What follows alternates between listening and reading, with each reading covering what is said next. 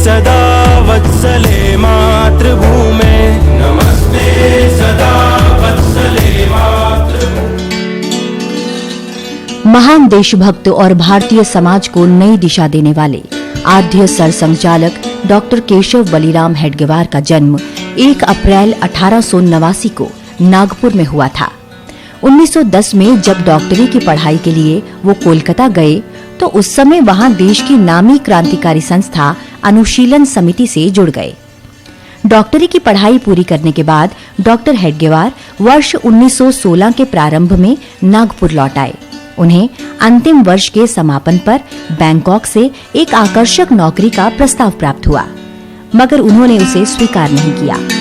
उनके कई सहपाठियों ने अंग्रेज सरकार की नौकरी स्वीकार की, मगर डॉक्टर हेडगेवार इस बारे में स्पष्ट विचार रखते थे कि उन्हें किसी भी कीमत पर ब्रिटिश सरकार की नौकरी नहीं करनी है। नागपुर लौटने के उपरांत डॉक्टर हेडगेवार ने अपने मित्र भाऊजी कर्वे के साथ मिलकर क्रांतिकारी समूह बनाया और देश की सेवा में साधनारत हो गए। पढ़ाई का तो बहाना था, मुख्य उद्देश्य था इनको भेजने का कि वहां पर देश भर के क्रांतिकारकों की कोऑर्डिनेशन कमेटी कलकत्ता में थी, अनुशीलन समिति उसको कहते थे। उस अनुशीलन समिति से संपर्क में आकर ये और वापस छुट्टियों में आएंगे तब क्रांति कार्य सेंट्रल प्रोविंस एंड बेरार के इलाके में स्थापित करें, और दोनों काम डॉक्टर साहब ने बखूबी किए। 1920 में जब नागपुर में कांग्रेस का राष्ट्रीय अधिवेशन हुआ तो उस अधिवेशन में पारित करने हेतु कांग्रेस की प्रस्ताव समिति के सामने डॉक्टर हेडगेवार ने एक प्रस्ताव का सुझाव रखा था कि कांग्रेस का उद्देश्य भारत को पूर्ण स्वतंत्र कर भारतीय गणतंत्र की स्थापना करना और उपनिवेशवाद के चुंगल से मुक्त करना होना चाहिए। इस सुझाव को उस समय के कांग्रेस नेतृत्व ने अस्वीकार कर दिया। 1921 में कांग्रेस के असहयोग आंदोलन में सत्याग्रह कर गिरफ्तारी दी और उन्हें 1 वर्ष की जेल हुई। डॉक्टर साहब धीरे धीरे इस निष्कर्ष पर पहुंचे कि स्वाधीनता की प्राप्ति के साथ साथ अगर एक शक्तिशाली राष्ट्र का निर्माण करना है तो सामान्य समाज को राष्ट्रभाव से ओतप्रोत कर जाति, भाषा, मत और पंथ से ऊपर उठकर एक दूसरे के लिए जीने वाला बनाना होगा। इन सभी बातों को ध्यान में रखते हुए देश की स्वतंत्रता की प्राप्ति और उसके पश्चात शक्तिशाली वैभव संपन्न राष्ट्र बनाने के उद्देश्य से ही उन्होंने राष्ट्रीय स्वयंसेवक संघ की स्थापना की। पूर्ण स्वराज के उनके सुझाव को कांग्रेस ने 9 वर्ष बाद 1929 के लाहौर अधिवेशन में स्वीकृत किया।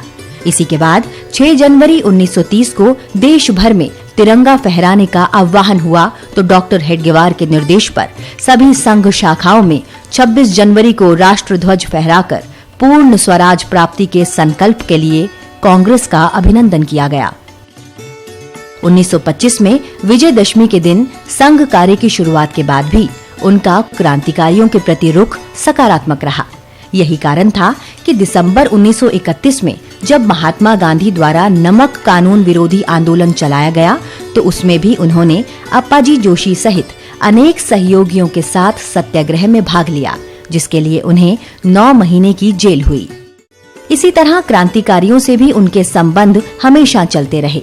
जब 1928 में लाहौर में उप कप्तान सैंडर्स की हत्या के बाद भगत सिंह, राजगुरु और सुखदेव अंग्रेजों की पुलिस से बच रहे थे, उस दौरान राजगुरु नागपुर में डॉक्टर हेडगेवार के पास पहुंचे थे।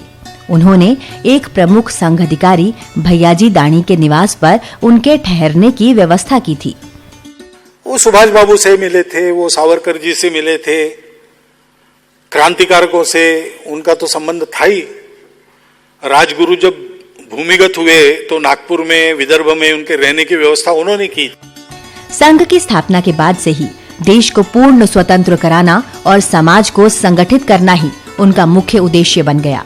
अंततः समाज को संगठित करते हुए उन्होंने देश को परम वैभव तक ले जाने का संकल्प लिया।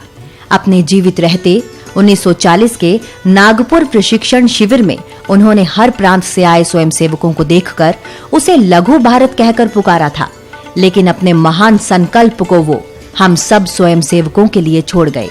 शायद इसलिए कि हर स्वयंसेवक परम वैभव के उस लक्ष्य को समझ सामूहिक रूप से अपनी योग्यता क्षमता अनुसार निस्वार्थ भाव से तब तक इस कार्य को करे जब तक परम वैभव के अपने लक्ष्य की प्राप्ति न हो। पूर्व प्रधानमंत्री अटल बिहारी वाजपेयी के शब्दों में आद्य सरसंघचालक के महान व्यक्तित्व को समझा जा सकता है। बीते वर्ष अनेक पंथ पर राही एक चला था, अंधकार का वक्ष चीर कर दीपक एक जला था, दैन्य दास्य का पंख दबाकर शतदल कमल खिला था, काल रात्रि को भेद ज्योति का प्रखर पुण्य निकला था। पथ पर चलते चलते ही वह राह बन गया, तिल तिल कर जलते जलते ही दाह बन गया। वह कैसा था भक्त, स्वयं भगवान बन गया, कुंभकार की कृति होकर निर्माण बन गया। आज जगेगा जग जननी का सोया भाग्य सितारा, कोट पुष्प चढ़ रहे देव के शुभ चरणों पर, कोट चरण बढ़ रहे ध्येय की ओर निरंतर।